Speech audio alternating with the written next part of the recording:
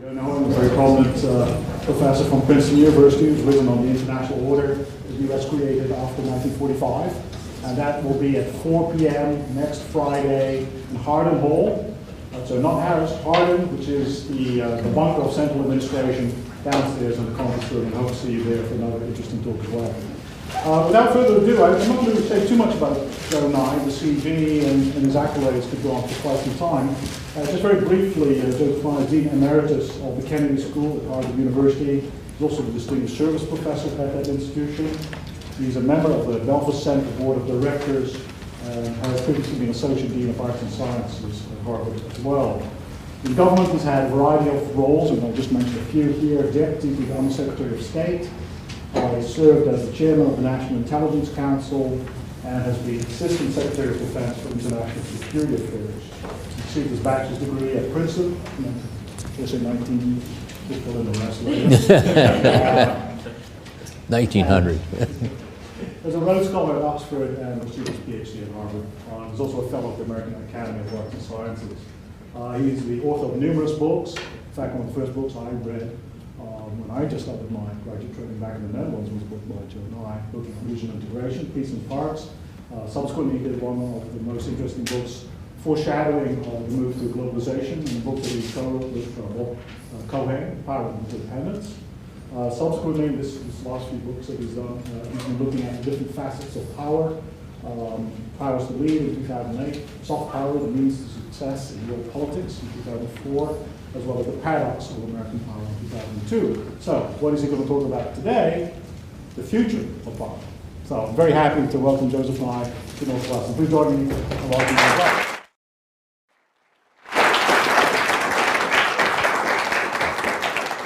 Thank you very much, Hendrik. It's very nice to be back at Northwestern. Before I start, I should say that there are a couple of seats in front, and whatever I have to say, it's not worth standing for. So, or I wouldn't stand it. I'd like to talk to you a little bit about the future of power, about my new book, and basically, what I've tried to do with this book is pull together work that I've been thinking about for the last 2 decades or so, and project it another 2 decades into the future, and try to get some idea of how is power shifting in the 21st century, and what will that mean for the United States and American foreign policy.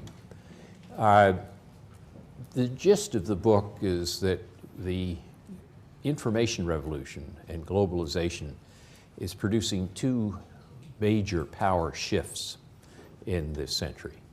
One is the shift among states, which I call power transition, and it's a shift from west to east. The other is a shift from states or governments to non-state actors, and that's whether the states are Western or Eastern. And let me talk a little bit about each of these in turn. On power transition, the shift from west to east, it's easy to recognize. It's something that's familiar in world history. You have a situation where if you'd taken a picture of the world in 1800, you would have had more than half of the world's population in Asia and more than half of the world's product in Asia. If you took that same picture a century later, in 1900, you still had more than half of the world's population in Asia, but now you'd have only 20% of the world's product coming from Asia. And I think what we're going to see in the 21st century is what you might call return to normal. Not the rise of Asia, the recovery of Asia. So somewhere in this century, we're going to see Asia being more than half of the world's population and more than half of the world's product. And this starts, of course, in the last century with Japan, when Japan had 10% economic growth rates. And it moves on with Korea, and then the so-called tigers of Southeast Asia. And now it's China that's getting all the attention, and soon it'll be India that'll be getting more attention. And this is, I think, a sort of a natural, normal catch-up process.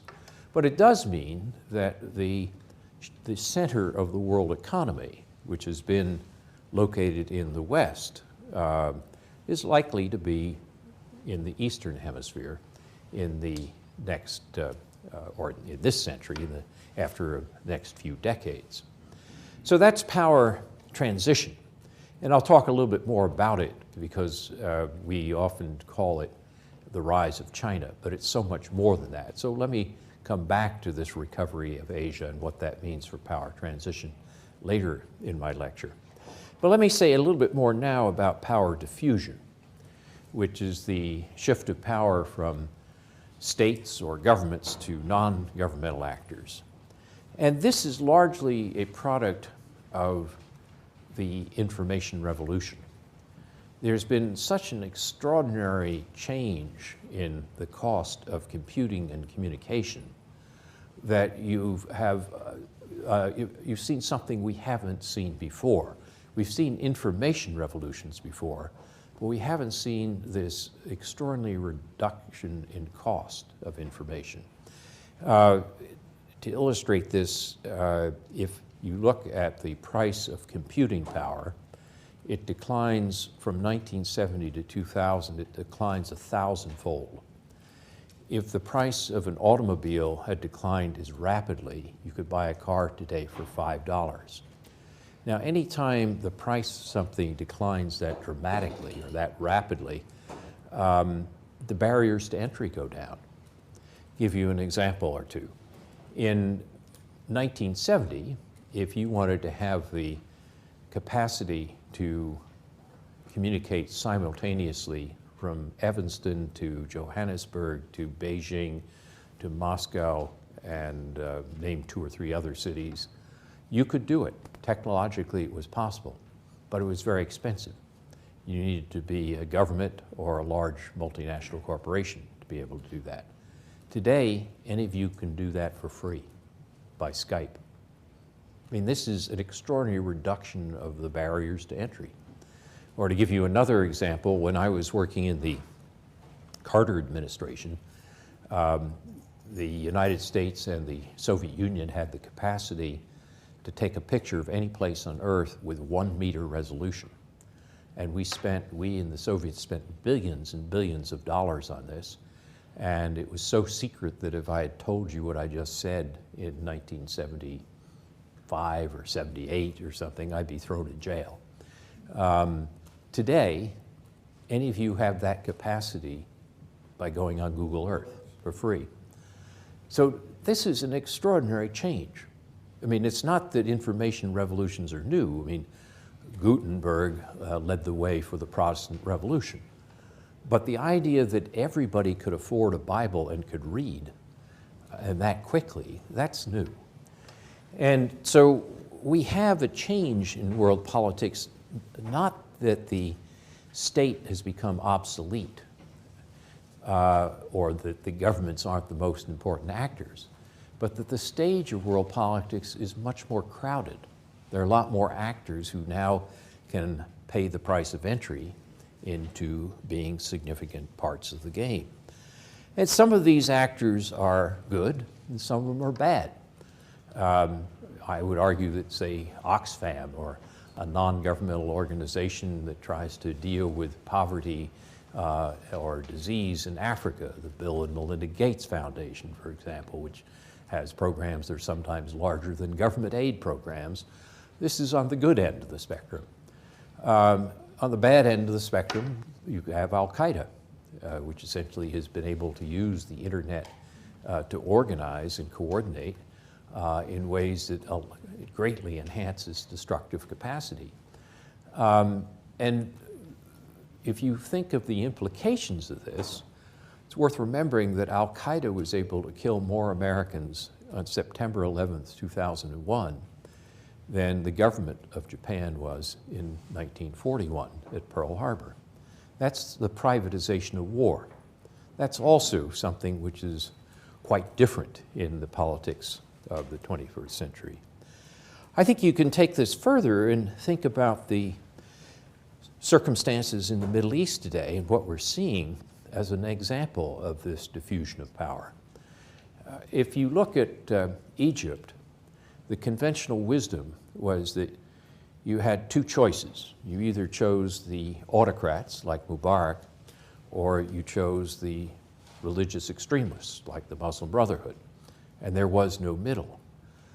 But the fact that the information revolution has created so much information, there are more people with more information now than any time in history, helped fill in a middle in Egyptian politics that, to some extent, we didn't realize or recognize was there.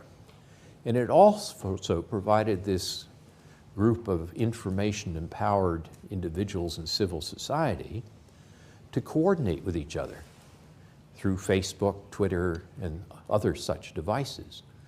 And that produced a very different politics in Egypt, and something which was exposed when you had the events in Tahrir Square.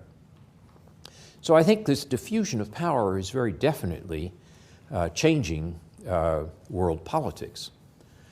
But if you ask, have we caught up with this in terms of our thinking about power, I think the answer is clearly not. Now, any of you who are familiar with the things I've written before know that I define power in a pretty simple dictionary-like way as the ability to affect others to get what you want. And there are three ways to do it. You can do it with coercion and threats, sticks. You can do it with payments, carrots. Or you can do it by attracting and persuading others to want what you want, which is what I call soft power.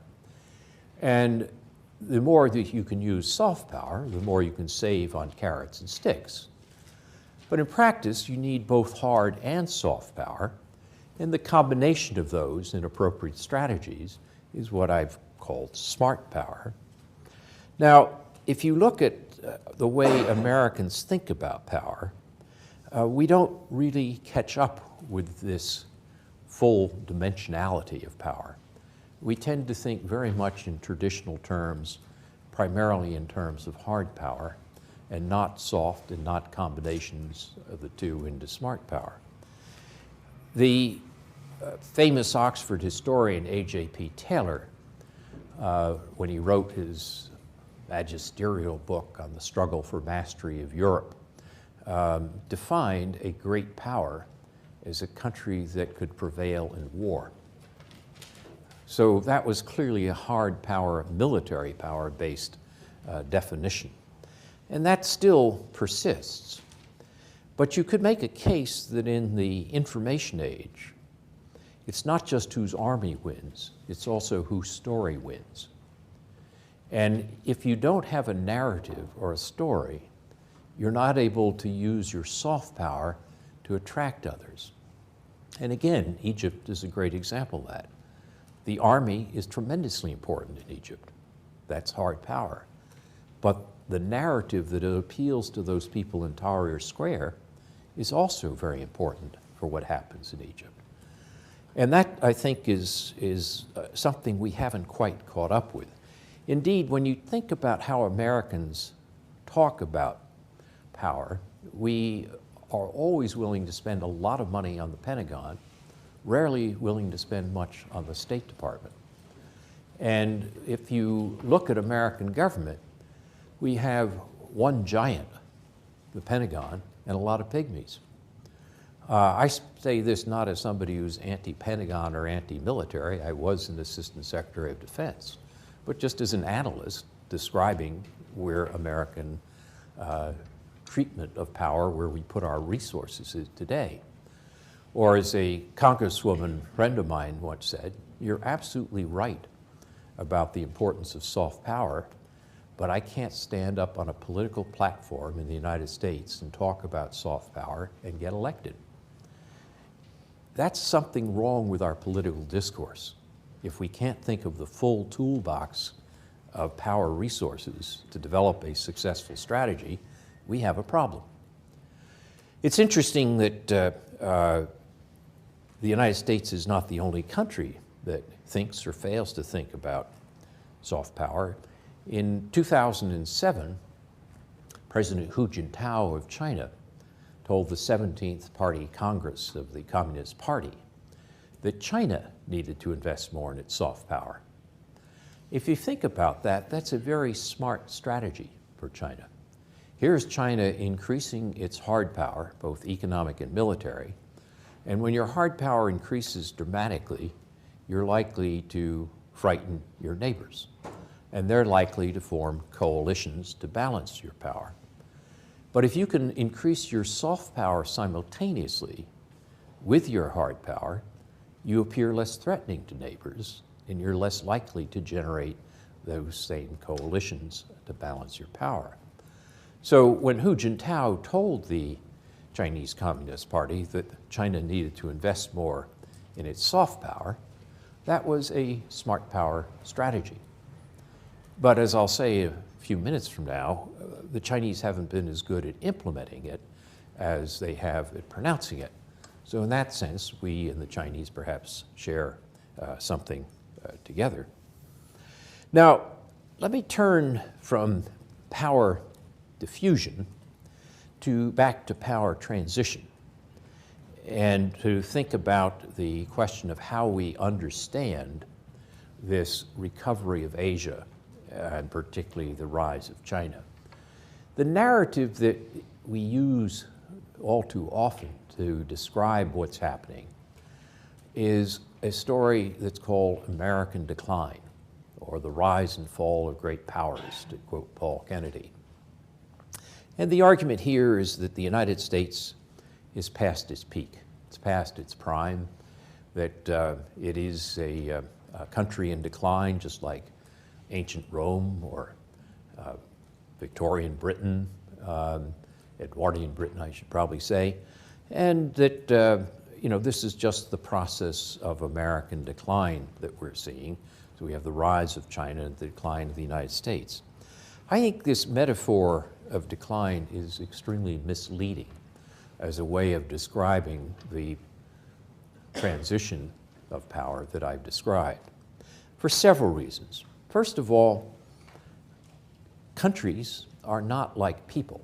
We don't know whether they are in decline or not. There's no organic cycle which is predictable. You can look at me, and because you know what a human life is like, you know I'm in decline. But you can't look at a country and make that same statement. There's a famous quotation from Horace Walpole in the 18th century when Walpole was reacting to the British loss of their colonies in North America. And he said, "Woe is Britain. We're now reduced to a miserable island like Sardinia or some little country like Denmark." What Walpole failed to see is that Britain was on the eve of an even greater century of power, which was caused by the Industrial Revolution. And if you think of Rome, which is the other analogy that you find frequently in op-eds and not so good books that argue about decline, it's worth noticing that Rome lasted for 300 years after it reached the apogee of its power. And that when it did finally collapse, it didn't give way to the rise of another country. It gave way to its own internal decay and corruption and the onslaught of hordes of barbarians. So that brings me to the other problem with this narrative of decline as an explanation for the power transition that's going on in this century. The word decline mixes two very different phenomena. One is absolute decline, and the other is relative decline. Absolute decline is what happened to Rome. The Roman economy stopped growing. Roman institutions got worse. There was a rampant corruption. It was a case of decay. Now, some people say, well, yeah, that's what's happening in the United States today. I'm skeptical of that. I'm skeptical for several reasons. It's not that America doesn't have problems. We certainly do, and always have, and I suspect always will. But if you look at American society, I think it's hard to make a case that there's great decay in American society. Change, yes. But if you think of America at the time of 1860, and you think of the battles that we were having over slavery, certainly American society was worse then than now. Think of America in the 1920s and 30s, where we had an enormous bubble followed by a depression in which 25% of American people were out of work, not 9%, 25%. I think that was worse.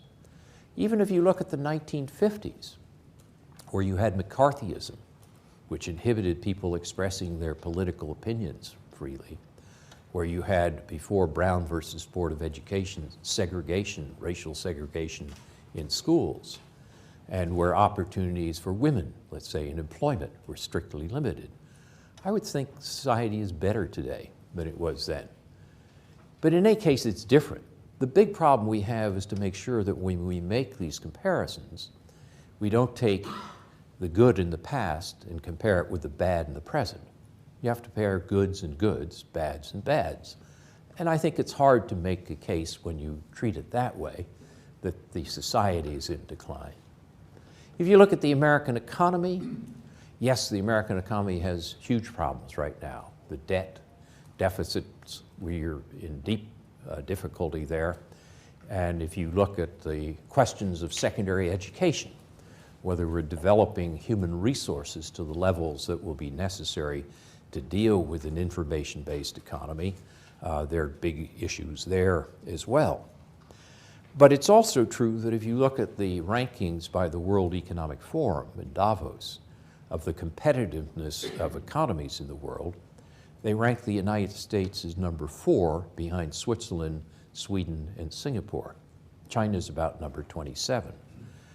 And if you look at new technologies which will drive innovation in the future, biotechnology, nanotechnology, or even the next generations of Web 2.0, the Americans are clearly the most innovative and on the cutting edge in these areas.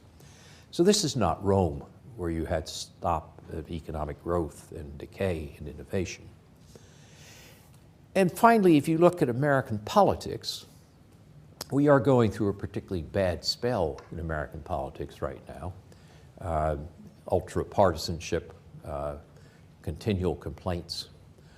But the argument that somehow it's all much worse than in the past is not totally convincing.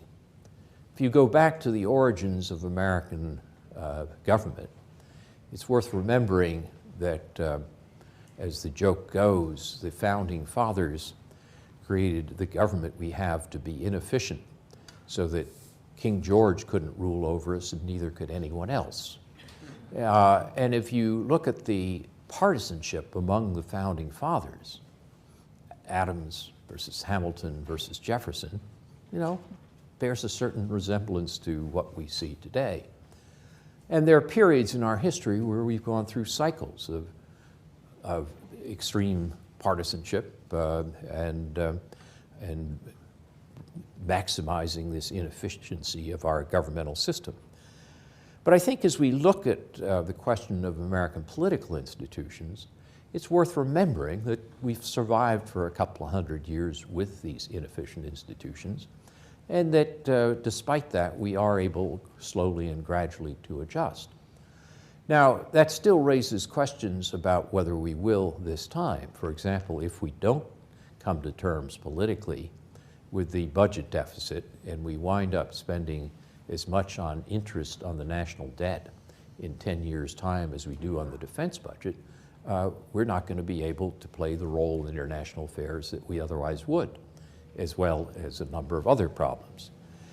But it's worth, as you think about this, distinguishing situations where there is in principle no solution, where it's hopeless, from situations where there is in principle solution, though we may not be able to achieve it.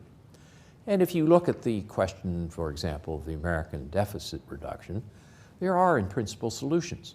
It's worth remembering that a decade ago, this government was in surplus before we gave away the tax base and fought 2 wars without paying for them. And it's also worth remembering that the Simpson and Bowles Commission, the Presidential Commission on the Deficit, came up with a quite reasonable plan of how you could solve this problem at some cost, but not outrageous levels of cost. So will we be able to implement this? I don't know. It's not a sure thing by any means, but it is out of the question that we could implement it because we're so far in decay. I don't believe that. So is the United States in absolute decline? I don't find the evidence convincing. What about relative decline, though? That essentially is more interesting as a proposition. If you take China here, or China, Brazil, India, a set of countries here, and the United States is here, and the others come up closer, and then that gap between the US and the rise of the rest is diminished. You can reverse that and call that relative decline. But you could still have relative decline, and yet the Americans may remain the most powerful country overall. In other words, if we keep advancing, they get closer to us but don't pass us. It's relative decline, but it still leaves the Americans as the most prominent power in world politics. If you look at this in the particular case of China, will China catch up with the United States? In some ways, yes, and in some ways, no. For example, Goldman Sachs has projected that China's economy will be equal to the size of the American economy sometime in the 2020s. That's very plausible. If you have 1.3 billion people growing at 10%, it'd be surprising if they didn't catch up. But even when China is equal to the American economy in size, it's not equal in composition. The composition of economy is better measured by GDP per capita, which is a more sophisticated measure of an economy. And on that measure, China is not likely to catch up with the United States until 2040 or so, if then. And if you look at these projections of China catching up with the US, notice that they tend to be one-dimensional. They tend to look at economic power and not look at all the aspects of power. In my book, I have a chapter on how the information revolution is changing military power, economic power, and soft power, and then look at how this affects China, US, and others. And I think when I look at that, it's hard for me to see China catching the Americans in military power for another couple of decades. And in soft power, I think China also has limits.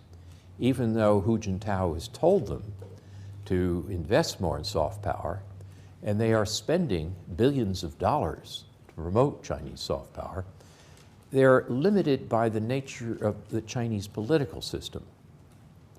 The Chinese don't quite understand that soft power is not just a product of government broadcasting and programs.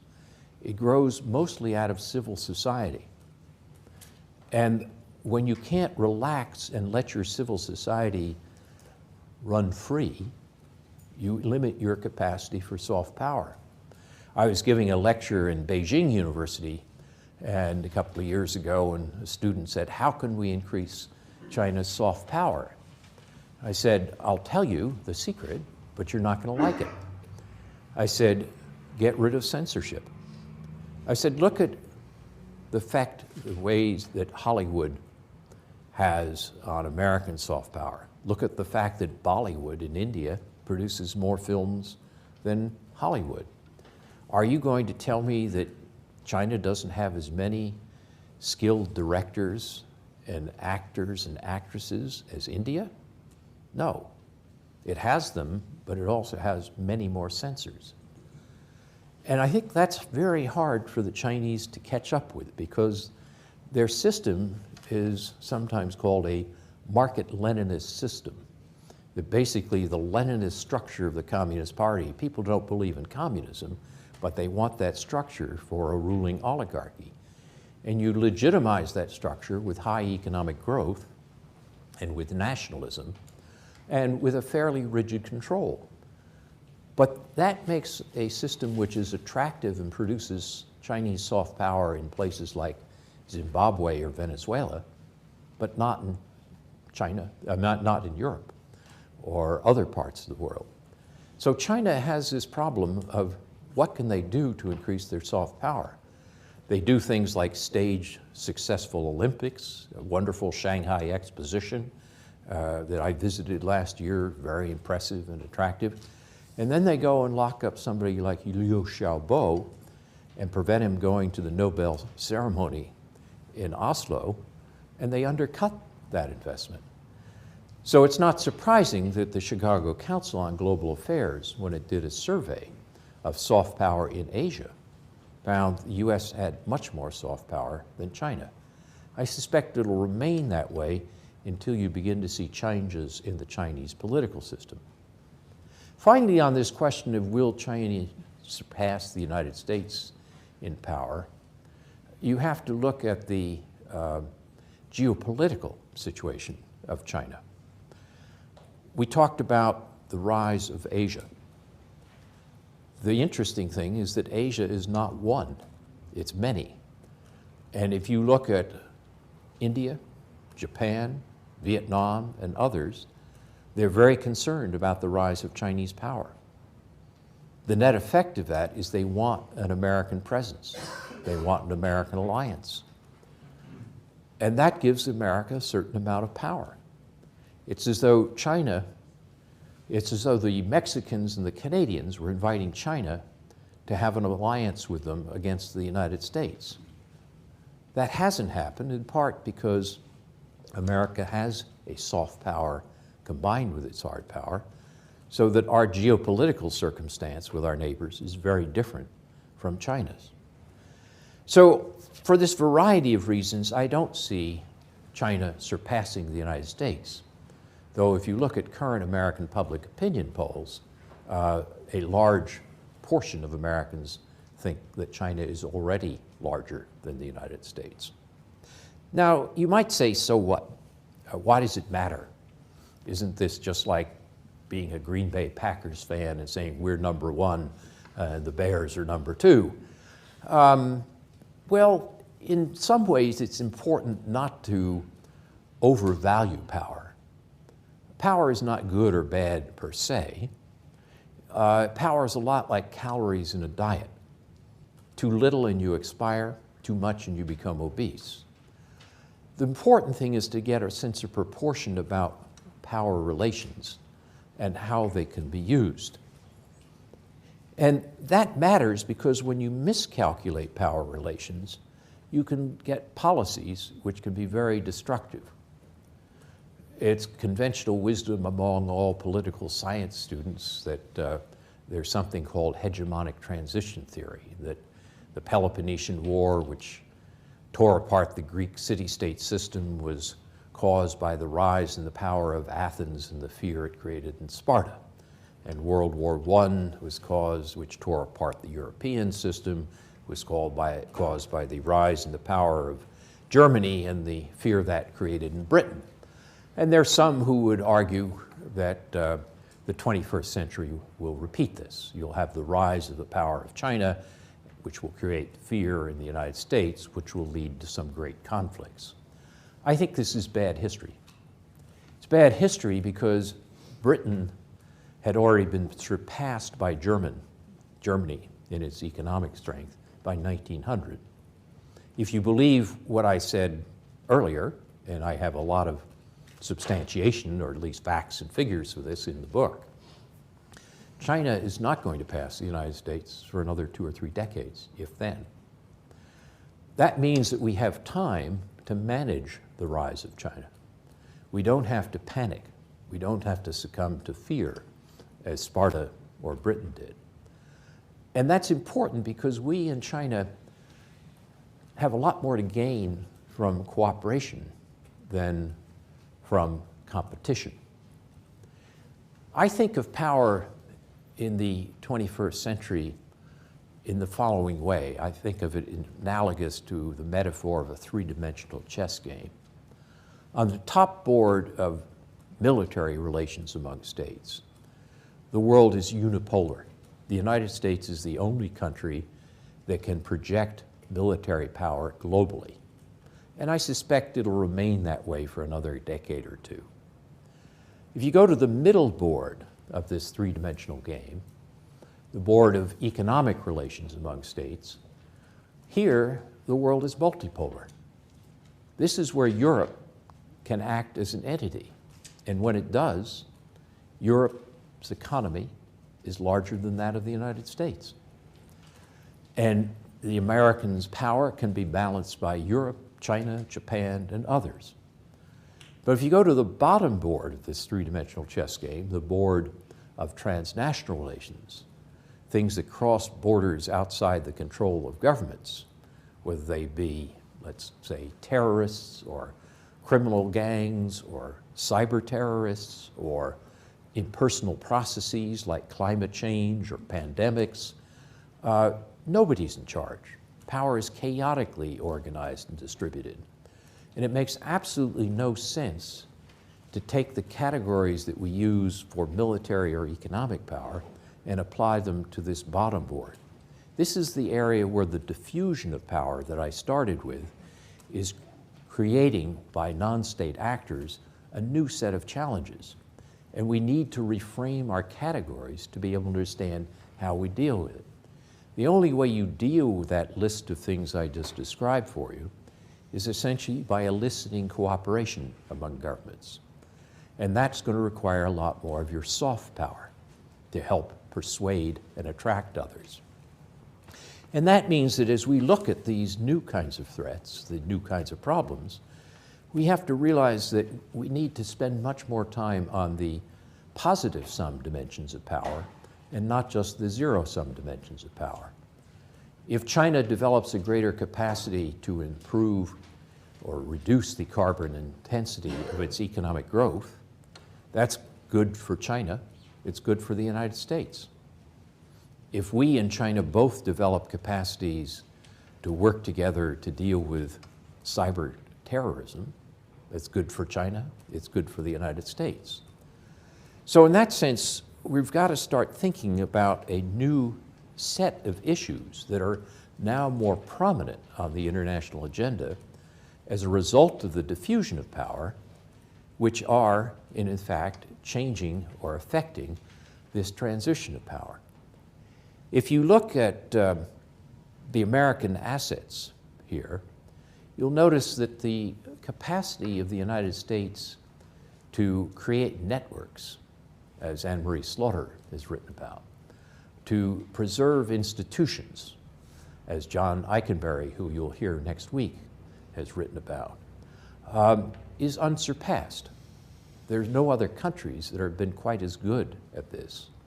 If we learn to adjust our policies to emphasize this development of networks and institutions to deal with common problems, then the United States can remain more attractive, can remain perhaps the most powerful country, because it is providing global public goods, which are good for us, but good for others as well. That ought to be the strategy that we're following as we deal with these two great power shifts in the 20th century, power diffusion and power transition. But to be able to develop a smart power strategy which copes and uses soft and hard power together to deal with these big power shifts will require us as a people to develop a much more sophistication of understanding of what power is and the tools of power and the discourse by which we as a country talk about power. We're not there yet, but I think we can make progress and be able to cope with these massive changes that I think will characterize our century. Anyway, that's the message of the book, shortened for you in simple form, and now it's over to you to ask questions or offer rebuttals, whichever you wish. Thank you very much.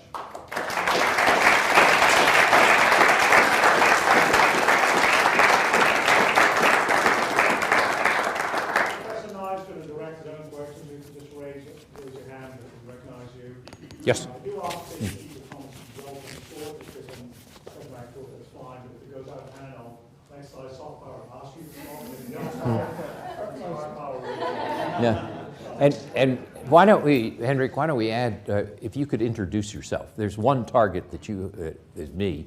You're a big set of targets, so it'd be interesting to know who is who. So, yes. My question is, you spoke about the deficit budget and tremendous consequences of not paying it on time. What if the United States does not find enough will in itself to deal with that problem, and you raise to the threshold where the interest on the deficit is more than 10 seconds of budget? What's the... Oh, I think it will be very damaging to both American soft and hard power. The 2008 financial crisis was damaging to American soft power. You know, made people less attracted to the way we manage our economy. And if we do fail to reduce the budget deficit and the debt that results, you would expect that there will be fewer people willing to hold dollars, that the rates on American Treasury bills will go up very high, and that we will be forced to make adjustments rather than take the adjustments on our own terms. So I think the scenario, it's not an implausible scenario. It may happen. I happen to think that I don't expect that we're going to deal with this in the next year or two before a presidential election. I wouldn't be surprised, though, if over the next 4 or 5 years this issue becomes a dominant issue in American politics. You can already see some of it rising next door to Illinois. And I suspect that there probably will be an effort to do something like the Simpson-Bowles type of recommendations. But we're talking, there's no one future. We're betting about probabilities of different futures.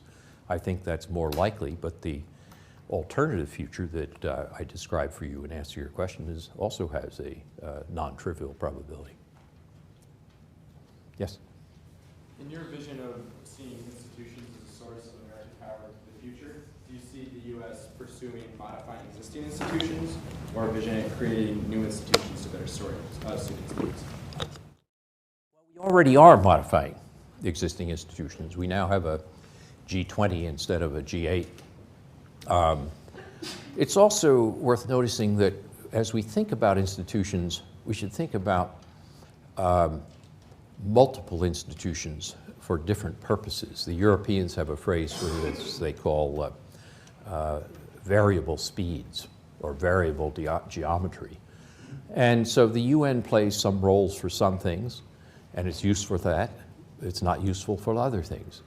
The problem for the UN, for example, is it's very hard to get agreement when you have nearly 200 countries in the room. We saw this at Copenhagen. It may be that to get serious negotiations on climate, the magic number may be 8 or less. You can get 80% of the world's carbon emitters or greenhouse gas emitters at around that number.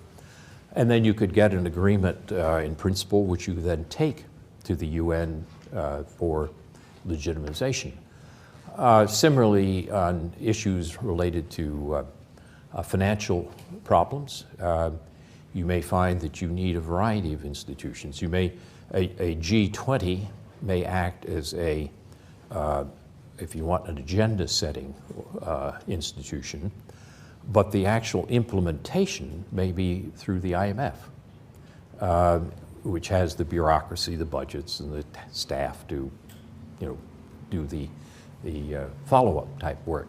So I think what we're going to see is a mixture of institutions, and some of these will be formal institutions, others will be networks, informal networks, which you'll have securities regulators or central bankers at the Bank for International Settlements and so forth, working on parts of the problem and coordinating them. And that's an area where I think we have been relatively successful, and we can be. So we're going to have to keep our institutional imagination alive and not think that that the solution to these problems I described is to reinvigorate the UN. We should keep the UN. It's important. I'd like to see more invigoration of the UN, but we shouldn't have any illusions that you can solve everything at numbers that are approaching 190 around the table. Yeah. Hi, Richard Joseph. People are not identifying. No. I don't know why. With the power transition, I mean, you started off describing it as west to east. And I recently read Robert Kaplan's Monsoon. Yeah. Moderated a conversation on that with a shift to the Indian Ocean. But when you came to talk about it, you talked mostly about the United States and China. Mm-hmm. Would it be any different if you talked about the west to east, or in talking about the United States and China, you thought that you captured most of what that transition? Well, no, the reason I talked about China is because of the current fixation in American politics about China. And what I was trying to say is the movement of the economy from west to east is not to China, it's to all of Asia. Right now, people focus on China. India, which is now getting growth rates of around close to 9% a year, India will be larger than China in population by 2050. And depending on how well they do in terms of keeping their growth up, they will be getting not equal to, but closer to China. So right now, the short-term imagination is caught by China, and you can read article after article about the threat, the Chinese threat, the fact that the rise of China is going to create another world war, and so on. So I was trying to knock down that myth. But the important thing to realize is that the rise of Asia, or recovery of Asia, the movement of the center of the economy from west to east, is not just to China, it's to Asia, and that Asia is a composite of many countries, some of which balance China internally inside Asia. So I was merely, the reason I focused on China was because of the fixation on China in current debates.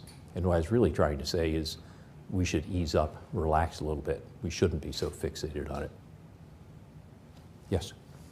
Mike Tapp, Leninist here. I read Paul Kennedy's book years ago and some of the other books of that title. And his primary, as I recall, his primary point was imperial overextension. And that there's, you know, sort of the classic classroom idea of right. Imperial overextension. But in our case, for example, right now, everyone knows, or many people do, that we have 700 bases and overcommitted and this and that, all these sorts of issues. But what's happened is our culture behind that. This culture, for example, with the deficit, in other words, the political idea in the United States is you don't have to pay for anything anymore. And that is a fundamental weakness in the whole project going forward. So when you have this voracious military industrial complex, so to speak, with all the cultural components and all the economic commitment to it, and then you have things rotting at home, you've got a hell of a problem. And the planet is getting smaller, which is different than it was in 1900 and these other things. So would you comment on some of those? Yeah, on the theory of imperial overstretch, strictly speaking, as opposed to just a metaphor, it is that as a country expands, it takes over an area, and then it has to take over the next area to preserve the area it's taken over. And before you know it, it has to increase the share of its domestic product that goes into defense or imperial rule, and that eventually cripples the internal economy. The trouble with that theory applied to the United States is it doesn't fit the numbers. We were spending twice as much as a proportion of our GDP on the military in the Cold War as we do today. Now that doesn't mean that all our external positions make sense. Dwight Eisenhower, I think, had a very good advice to the Americans when he said, avoid land wars in Asia. But there's a big difference between trying to do nation building and being involved in land wars and counterinsurgency in Asia And on the other hand, having troops in Japan to balance Chinese power when the Japanese are paying for most of those troops. For us to withdraw troops from Japan on the grounds that this is somehow because we have a budget problem at home is a little bit like shooting ourselves in the foot. So the key question, I think, on your second point is not to think of it as imperial overstretch, but to ask, can we change the American political attitudes at home to begin to pay for what we spend? And what I tried to argue in my talk is, guess what? 10 years ago, we did. It's not that long ago that we had a budget surplus in this country. And that people like Simpson and Bowles have suggested plans that are not outrageous about how you could do it again. Will we do it? I don't know. But are we so far gone that, like Rome, we can't do it? No. So it's still plausible. Yeah. Nari Mansapavi, local businessman and entrepreneur.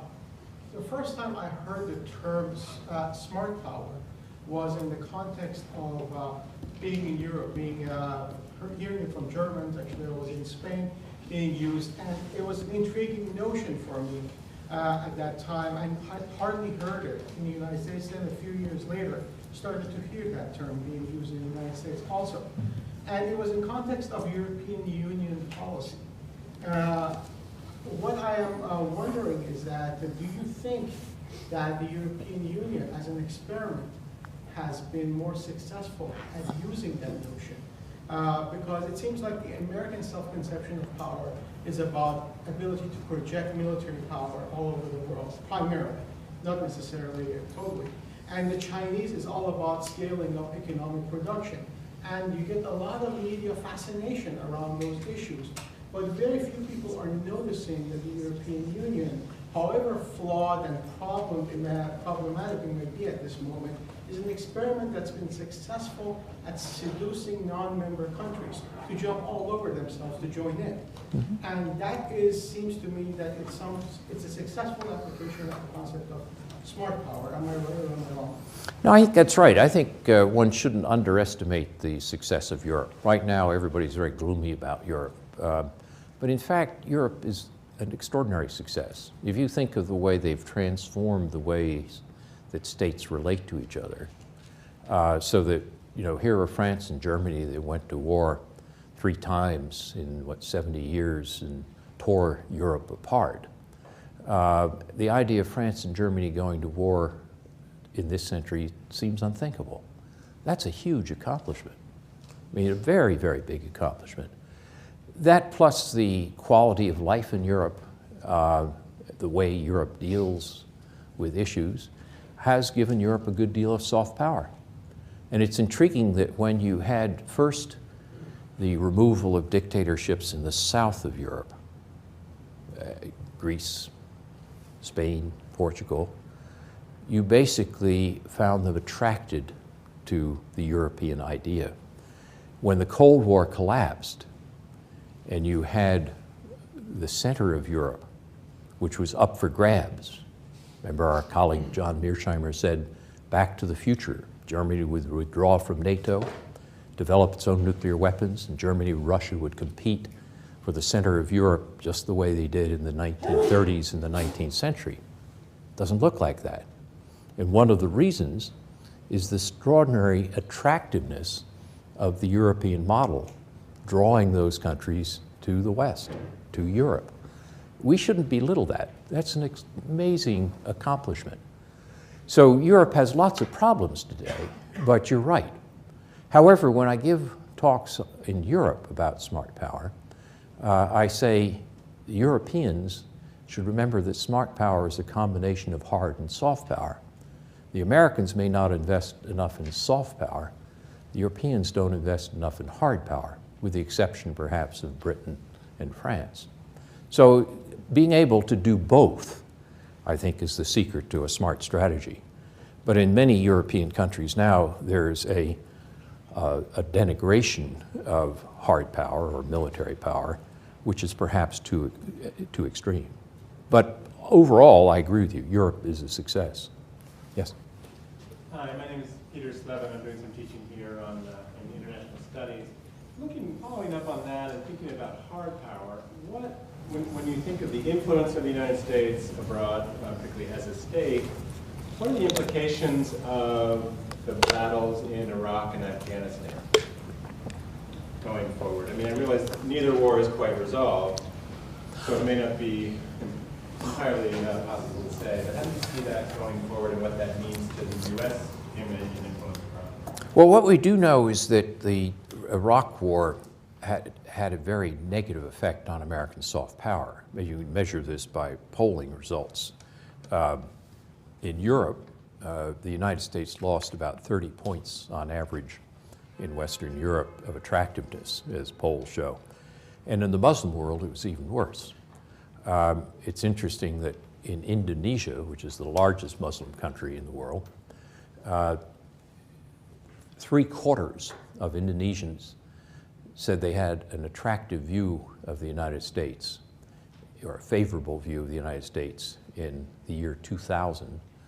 After the invasion of Iraq, that drops to 15%, 1-5. That's pretty dramatic. And so in that sense, I think Iraq did cost us a good deal. I think the Obama administration has tried to recover some of that. Obama's speech in Turkey and in Cairo about the Muslim world helped. But it's also worth noticing that if your policies don't follow your words, the polls go up, but they don't stay up. They're still higher than they were, but they're not as high as they should be. I think Afghanistan does hurt us in some Muslim countries, going to war in a Muslim country, particularly in Pakistan, next door. I don't think it has quite the same negative effect that the invasion of Iraq had because of its origins. But I think it is a problem for us in the Muslim world. I think the interesting question is how we respond to this current set of revolutions in the Middle East. If the administration is able to preserve this balancing act that it's been doing between realizing that you have real interests, such as keeping the peace process with Israel, such as balancing Iranian power, and therefore you need to work with governments, but you also need to go beyond that and have a narrative that appeals to the newly mobilized civil society. If we can maintain that balancing act, then we may do all right in soft power in the Middle East. It's interesting that these demonstrations have not been anti-American. There are elements always, but that's not been the focus. But this is a hard tightrope to walk. And as you notice, the administration has wobbled a bit as it tries to walk it. Thus far, it hasn't fallen off. You could argue that you could fall off in either direction. Too much enthusiasm of get rid of the government now could lead to a disaster like Iran.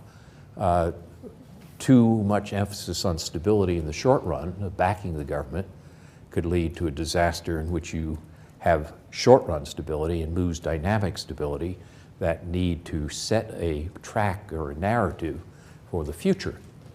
And I think by and large, Obama has handled that about right so far, but it's not going to be easy if this moves on to Saudi Arabia.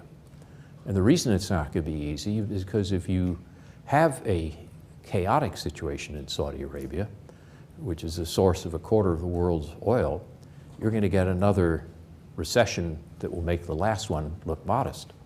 And what does that do to a variety of things, including unemployment in the United States, but also stability in the world economy? So we're on the whole question of American soft power in the Middle East is going to be, I think, even more strongly determined now that we're finally getting out of Iraq, more strongly determined by how we manage to walk this tightrope on the new revolutions. And we're only partway down the line. Yes? Gary McClellan, Feinberg Medical School. This is kind of an alternative scenario. I'd like your comment on it. But it seems that if we have all this soft power, why do we spend so much money on hard power? And then we do stupid things like deploy that hard power against non-state actors because we don't have state actors to deploy it against. And that creates the blowback, which destroys our soft power. So it seems that we should have listened to Eisenhower and not allowed that to get out of control, then we wouldn't have to listen to Bowles and Simpson. Well, I think you have a good point. And Eisenhower was very clear in his statements in the 50s that having a strong domestic economy was essential for having a strong international position. And I think it was a huge mistake for us to depart from that. To have launched an invasion of Iraq, I thought was a strategic blunder. But to have launched it and then not paid for it was a blunder squared. And I think that moving back toward an Eisenhower-like strategy, which is one of the recommendations in the last chapter of my book, makes a lot more sense. The problem, of course, is how do you get from here to there?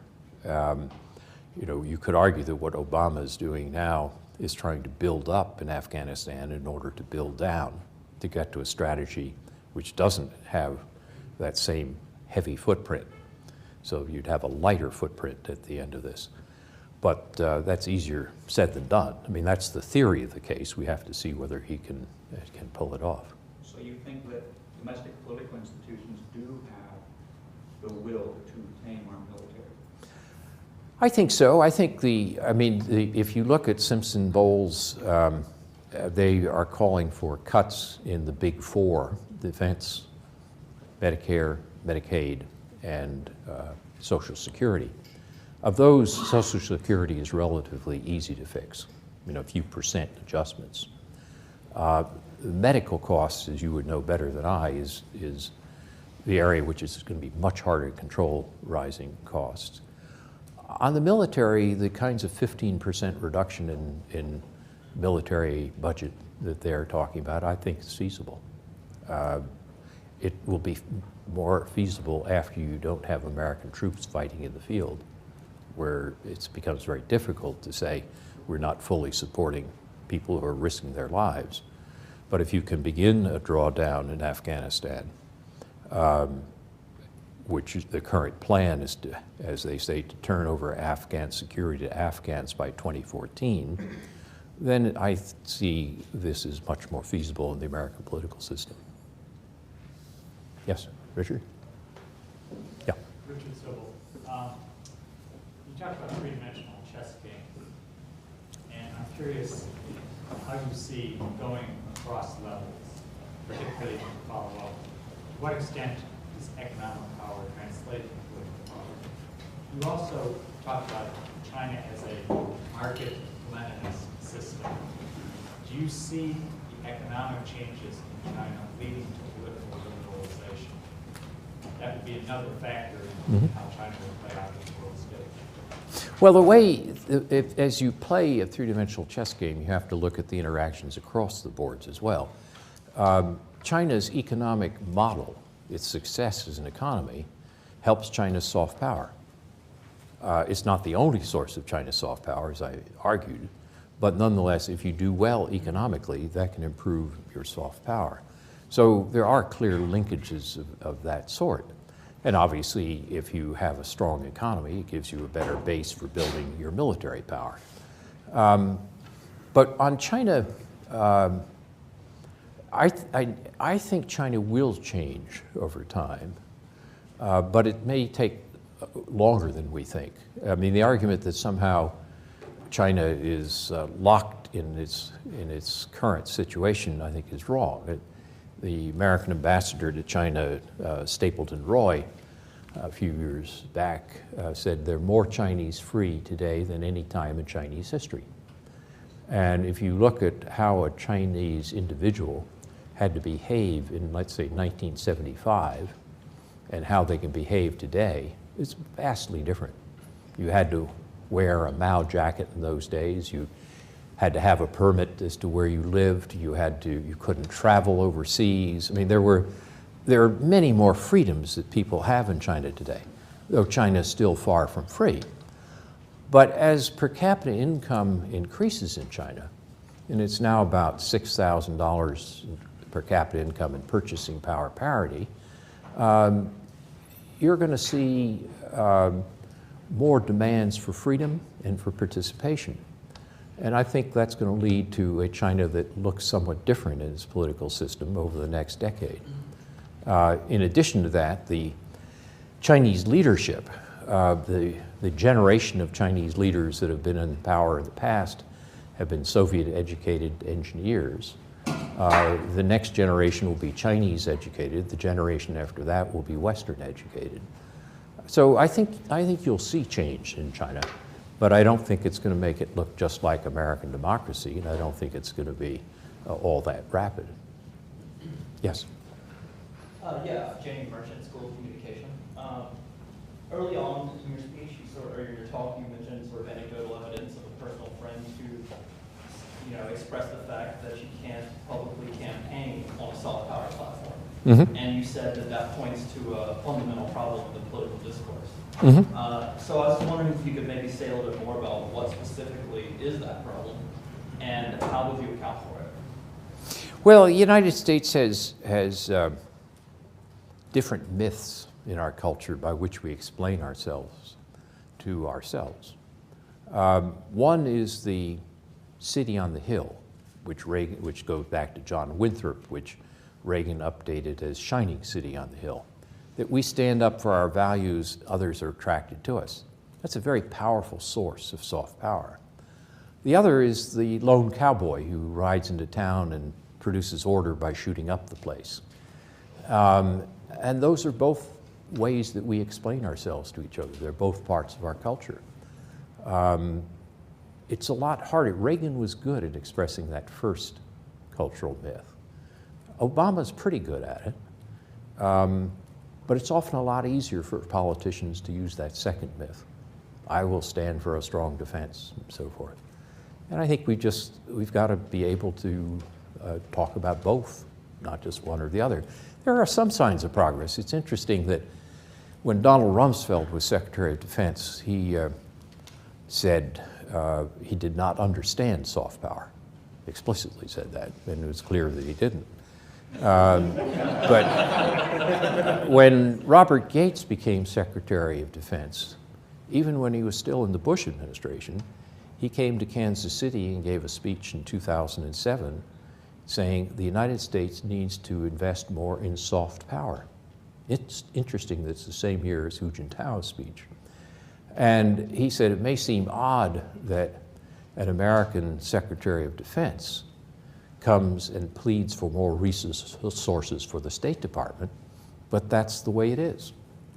And when you look at Hillary Clinton and Robert Gates, they've worked very closely together. And Clinton has talked about smart power, which is using all the tools in your toolbox, as she puts it. And so there are some signs of the political discourse moving, but different rates, different parts of the countries, and we're a long way from where we need to be. Yes? A couple of areas that I didn't hear you discuss were demographics and languages. Yeah. And China's one-child policy has led to a situation where many people say China's going to get old before it gets rich. Right. And have to retire in penurious circumstances. So that's one area I want to hear you comment on. Can these projections of very fast growth continue in a country that's demographically reached its peak and getting past that? Yeah, China, you're absolutely right on that, yeah. And the other is languages.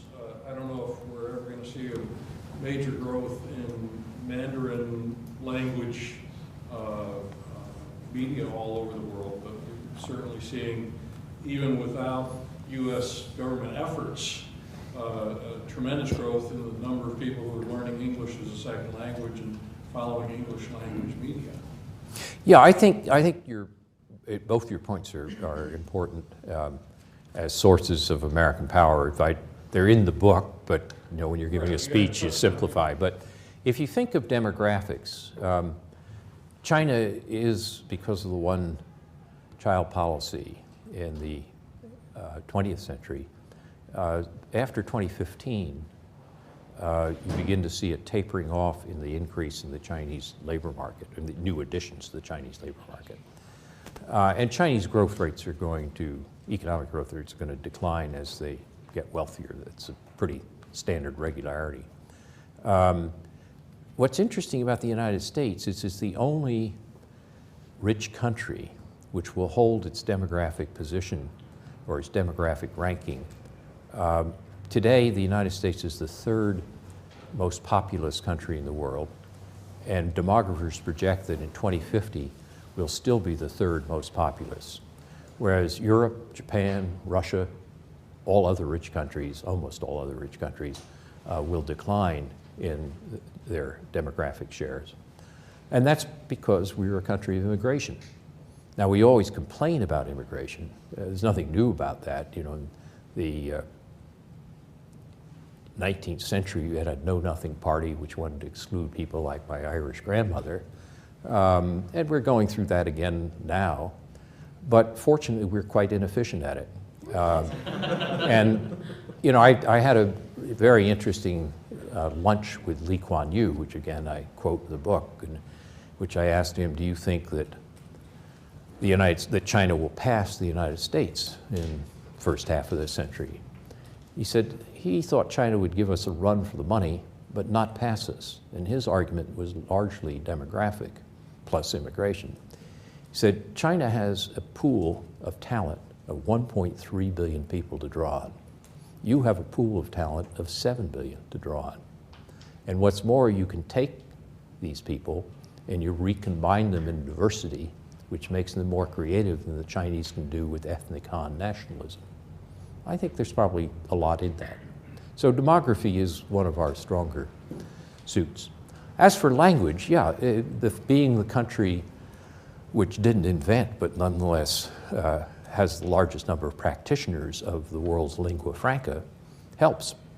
Now, if you ask what's the most popular language on the internet, it's Mandarin, which stands to, with 400 million Chinese users of the internet, stands to reason. But it's still, there's an advantage to having our language be the Latin of our age. So I think those are both advantages that the U.S. has that I didn't have a chance to get into. Yes? I actually just have two quick concerns questions.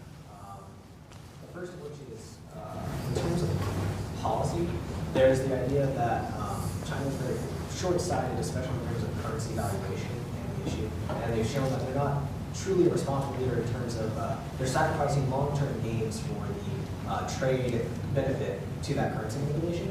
And then second, in terms of military spending, although they have far less in terms of pure number, the purchasing power priority, I believe, given by the Heritage Foundation a few years ago, I think it was 2007, said that it essentially is in the $450 billion a year range, putting it in the same likes of the United States and Russia. So with those two concerns, I kind of, my question is also combined with the human rights issues and all of those that you recognize. I don't see short-term or long-term any kind of, sorry, I'm trying to figure out how to phrase this best. I see it as a huge gap that the United States and China had to get past. Like, I mean, so essentially, like, how do you see the United States and China overcoming those problems? Well, you're right that there will be rivalry between the U.S. and China. When you look at the military rivalry, those heritage numbers, I think, reflect their origin and heritage. If you take the International Institute of Strategic Studies, which is a more balanced assessment, they'd say you take the current Chinese defense expenditure and you multiply it by about 2. And that gives you something which is about a third of American expenditure, not the kind of number that Heritage comes up with. But I'm not as much worried about the size of the Chinese military budget as that there are Chinese in the People's Liberation Army who are trying to drive the Americans away from their coast. They're developing ballistic missiles that can attack aircraft carriers. They're developing a new generation of submarines that can put our carriers at risk. And they, if you go back to this view of naval supremacy in the region, the argument is they want to drive the Americans past the second island chain in the Pacific. And there are a lot of people who are very alarmed about that. It's something we have to take seriously, and that's why we need to invest in our defense budget in a capacity to counter that, because our ability to maintain a position near Japan, Vietnam, and others in international waters is important to this issue of balancing Chinese power. Very often people are alarmist about these new Chinese weapon systems, but you know, there are countermeasures to those weapon systems that we don't talk about a lot. And it's quite possible to maintain a forward presence, but this is why you do have to invest in things in the defense budget. You have to do the R&D, you have to keep the capacity to counter such systems so that they can't push us away. So yeah, within China there are some people who see the US as a threat, and there are some people who say we can cooperate with the US. The problem is that if we become too fearful of China, you get into a situation where hawks feed hawks. You'll find some Chinese admiral who says the Americans are out to get us, and immediately he's quoted by an American admiral who says the Chinese are out to get us. And this hawks feeding each other in a transnational coalition can be very dangerous. And I think trying to keep a more balanced assessment of what China can and can't do, and not pick up the most alarming of intentions by some Chinese is probably the right way to approach it. Just in response to the economic policy, that's not more of an issue between the United States military leaders and China's military leaders. That's the policy that they've chosen to pursue. And even when they showed signs of concession and letting the war or however you want to call it, they let it float for a while. I just don't see China changing that policy anytime soon.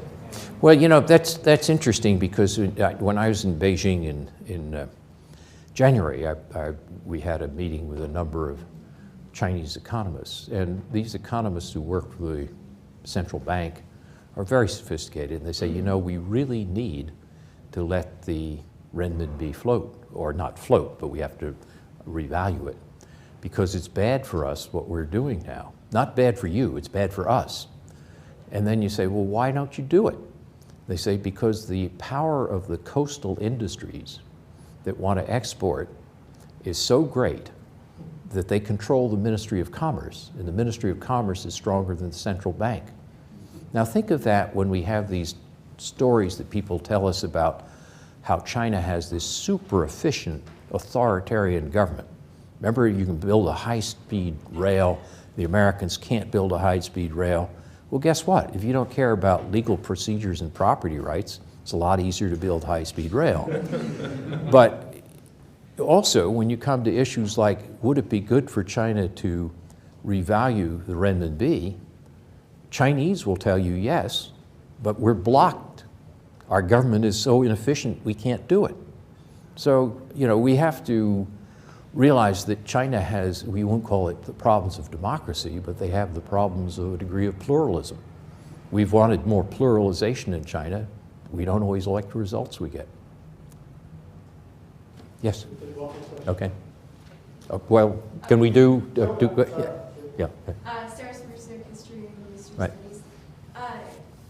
You mentioned with the diffusion of power, of privatization of war, you mentioned that in the context of Al-Qaeda, but it seems that the U.S. is also going a similar route in that in pulling out of Iraq and Afghanistan, we're pulling out our military, but we're also adding a number of private contractors.